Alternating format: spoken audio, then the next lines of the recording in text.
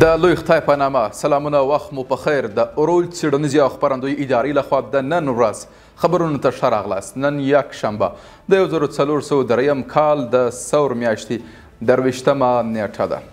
د ترکیې یو شمېر سوداګرو او پانګوالو د ریاست الوزرا له اداري مرستیال مولوي عبدالسلام حنیفي سره په لیدنه کې ویلي چې د افغانستان په بیلابیلو برخو په ځانګړي ډول د کانونو استخراج او زیربناو برخو کې پانګونې ته چمتو دي.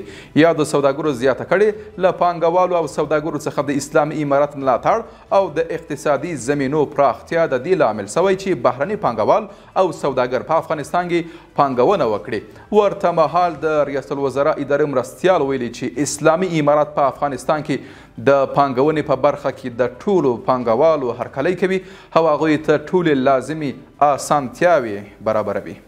د هیواد د کرکټ ځلانده ستوری راشد خان په بغلان کې له وروستیو سیلاب ځپلو سره د 1.5 میلیون افغانیو مرستې اعلان کړی دی. راشد خان پر خپله فیسبوک پاڼه لیکلي چې دغه مرستې به د نوموړي د خیریه بنسټ له لوري پر اړمنو کورنیو وویشل سي. ښاغلي خان همدارنګه لیکلي چې 15 ورځې به هره ورځ د 1000 کسانو لپاره پاخه خواړه هم ورسوي. ویل کېږي چې د بغلان د سیلابونو له امله تر اوسه لږ تر لږه 130 کسان مړه سوي او تر 100 کسانو زیات ژوبل سوي دي. او په یو بل خبر کې د افغانستان لپاره د برټانیې د سفارت شارج دافیر رابرټ په افغانستان کې د وروستیو سیلابونو له امله له زیانمن سوو کورنیو سره خپله خواخوږي څرګنده کړه. ویلي چې د افغانستان په بیلابیلو سیمو کې له بغلان، غور، هرات او بدخشان کې د سختو سیلابونو او ځاني زیانونو له سببه ډېر غمجن دی.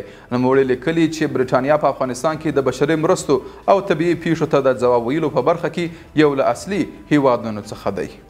او په پای کې د فلسطین په اړه د فلسطین د روغتیا وزارت اعلان کړی چې د غزې په تړانګه کې د شفا په روغتون کې د 80 فلسطیني شهیدانو جسدونه او 3 نور ډله ییز قبرونه موندل سوي.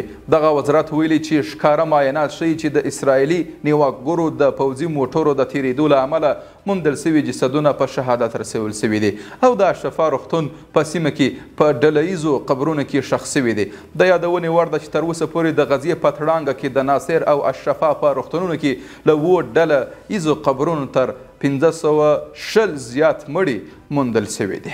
له ملتیا مننه. تاسو کولی شئ د اروج بېلابېلې خپرونې د دې ادارې له ټولنیزو پاڼو څخه وګورئ. تر بیا ښه وخت او ښې چارې.